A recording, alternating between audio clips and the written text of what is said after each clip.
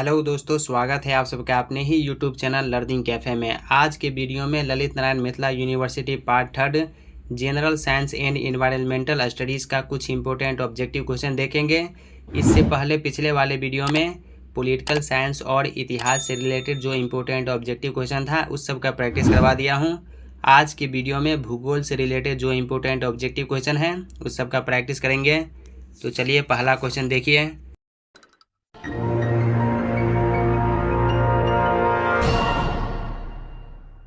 पृथ्वी की मंदाकिनी आकाशगंगा को सबसे पहले किसने देखा? गैलीलियो ने। धूमकेतु किसके चारों ओर चक्कर लगाते हैं? सूर्य के चारों ओर। पृथ्वी और सूर्य अधिकतम दूरी पर कब होते हैं? 4 जुलाई को।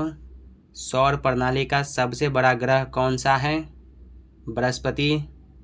सौर प्रणाली के 4 सबसे बड़े ग्रहों का क्रम है बृहस्पति, शनि, अरुण और वरुण। नेक्स्ट क्वेश्चन, बुध के कितने उपग्रह हैं? बुध के जो है कोई उपग्रह नहीं है। बुध ग्रह पर कितने दिन होते हैं? 88 दिन। निम्नलिखित में से कौन सा बृहस्पति का उपग्रह नहीं है? डिमोस। डिमोस जो है बृहस्पति का उपग्रह नहीं है। सूर्य के सबसे समीप कौन सा ग्रह है? बुध। पृथ्वी के सबसे नज़दीक कौन सा तारा है? सूर्य। सौरमंडल में कौन सा ग्रह पृथ्वी जितना बड़ा है? शुक्र। सूर्य के बाद पृथ्वी से सबसे नज़दीकी तारा कौन सा है? Proxima Centauri. सूर्य का पृष्ठीय तापमान कितना है? 6000 डिग्री सेल्सियस। सूर्य का प्रकाश पृथ्वी पर कितने समय में पहुंचता है? 8 मिनट 20 सेकेंड में। पृथ्वी की परिधि क्या है? पृथ्वी की परिधि 40,000 किलोमीटर है।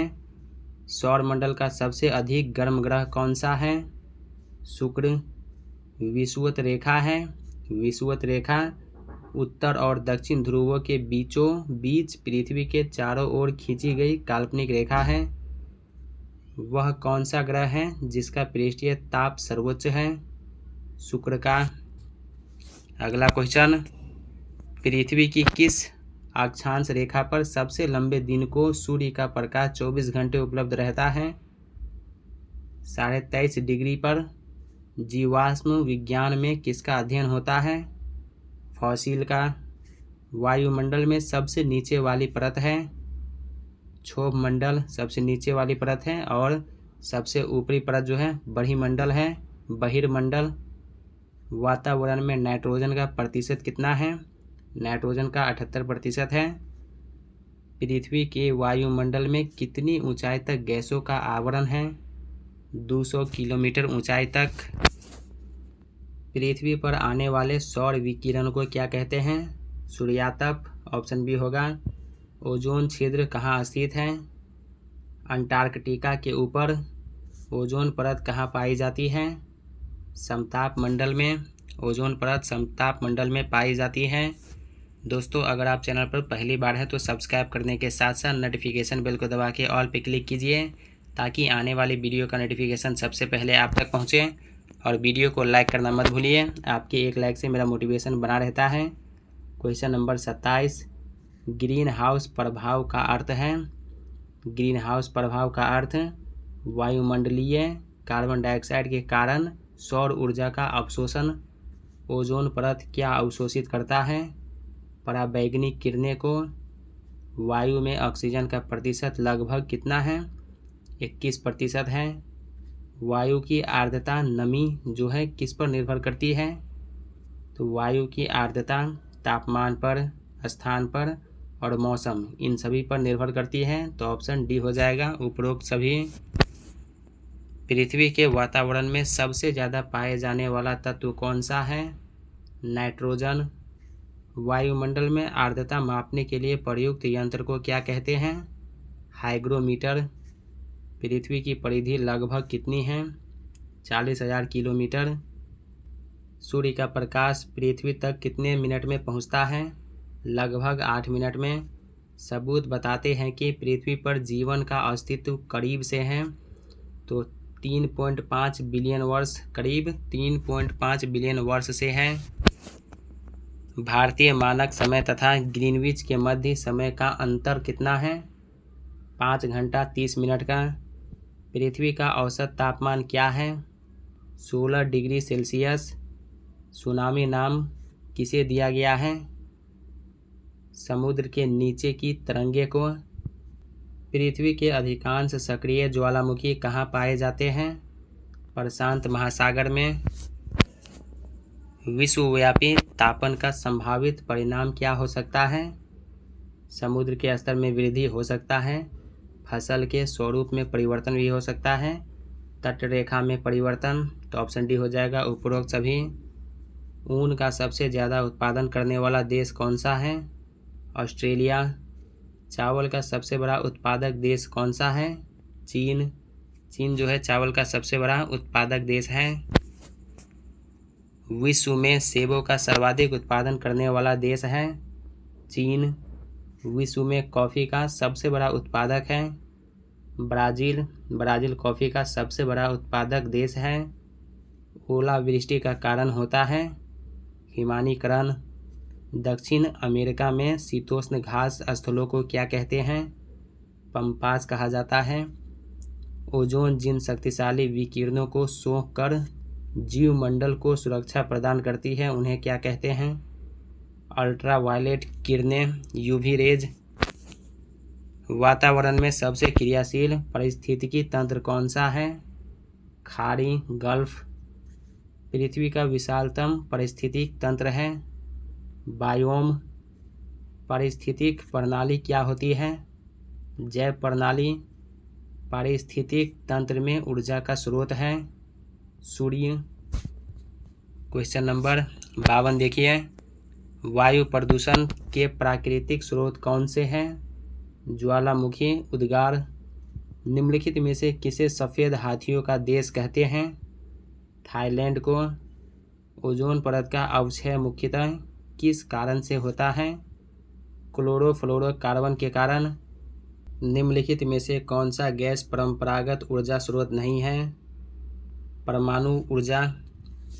क्वेश्चन नंबर 56, निम्नलिखित में से कौन सा संसाधन अजैव और नवीकरणीय है? जल। प्रमुख दक्षिण पश्चिम एशियाई तेल क्षेत्र कहाँ स्थित है? फारस की खाड़ी के तटीय क्षेत्र में। निम्नलिखित में से कौन सा देश संसार में यूरेनियम का सबसे बड़ा उत्पादक है? कनाडा। कनाडा जो है यूरेनियम का सबसे बड़ा उत्पादक देश है। पृथ्वी की सतह का कितना हिस्सा जल से ढका हुआ है? 2/3। क्षेत्रफल की दृष्टि से भारत का सबसे बड़ा राज्य कौन सा है? राजस्थान। और जनसंख्या की दृष्टि से उत्तर प्रदेश। क्षेत्रफल की दृष्टि से भारत का सबसे छोटा राज्य कौन सा है? गोवा। क्षेत्रफल की दृष्टि से संसार में भारत का कौन सा स्थान है? 7वां स्थान है। सूर्य मंदिर कौन से राज्य में स्थित है? उड़ीसा में। भारत में सर्वाधिक घनत्व वाला राज्य कौन सा है? बिहार। भारत में सबसे कम घनत्व वाला राज्य कौन सा है? अरुणाचल प्रदेश। भारत में सर्वाधिक जनसंख्या किस राज्य में है? उत्तर प्रदेश में। भारत में सबसे कम जनसंख्या किस राज्य में है? सिक्किम में। भारत में सबसे छोटा दिन कब होता है? 22 दिसंबर को। पटना कहाँ की राजधानी है? तो पटना बिहार की राजधानी है। पणजी किसकी राजधानी है? गोवा की। गोवा की राजधानी पणजी है। उत्तराखंड की राजधानी क्या है? देहरादून। शिमला किस भारतीय राज्य की राजधानी है? हिमाचल प्रदेश। हिमाचल प्रदेश की राजधानी शिमला। ऑपरेशन फ्लड किससे संबंधित है? दुग्ध उत्पादन से। दुग्ध उत्पादन में संसार में भारत का कौन सा स्थान है? पहला स्थान है। दूध उत्पादन में भारत का वर्ल्ड में पहला स्थान है। निम्नलिखित में से कौन सा राज्य गेहूं का उत्पादन नहीं करता है? तमिलनाडु।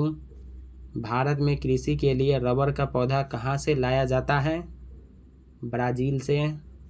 किस योजना के अंतर्गत सरकार ने वह कृषि नीति बनाई जिसने हरित क्रांति को जन्म दिया?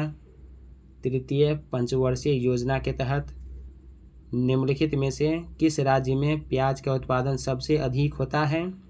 महाराष्ट्र में प्याज का सबसे ज़्यादा उत्पादन महाराष्ट्र में होता है। दोस्तों ये जनरल स्टडीज़ का चौथा या पांचवा वीडियो है। इससे पहले इतिहास से रिलेटेड जो इम्पोर्टेंट ऑब्जेक्टिव क्वेश्चन था उस सब का प्रैक्टिस करवा दिया हूँ।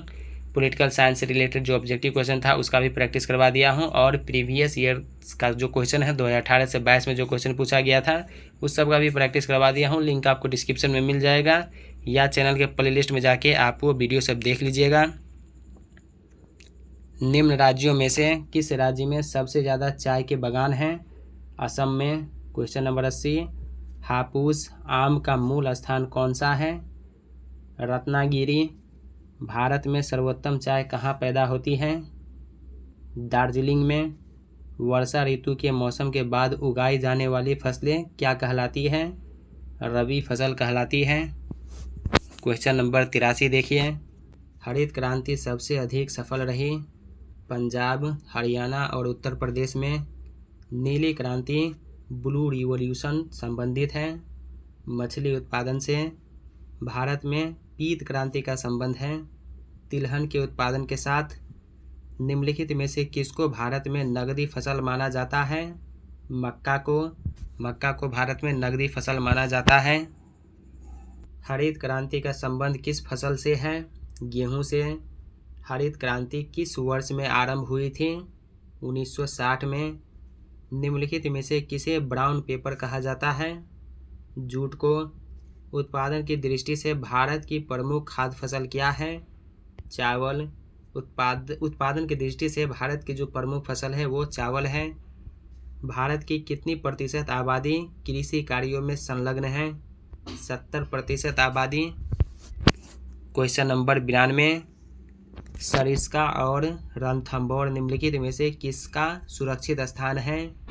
बाघ का। निम्नलिखित में से कौन सा राज्य भारत का प्रथम कार्बन मुक्त राज्य बन गया है? हिमाचल प्रदेश। हिमाचल प्रदेश जो है भारत का प्रथम कार्बन मुक्त राज्य है। पेरियार टाइगर रिजर्व किस राज्य में है? केरल में। पेरियार टाइगर रिजर्व केरल में स्थित है। अजैविक पर्यावरण को एक घास के रूप में नहीं माना जाता है, पौधे को। Question number 96, Jim Corbett national park को किस पशु की रक्षा के लिए स्थापित किया गया था? बंगाल के बाघ के लिए। जिम कॉर्बेट राष्ट्रीय अभयारण्य कहाँ स्थित है? उत्तराखंड में। सुंदरवन टाइगर रिजर्व किस राज्य में है?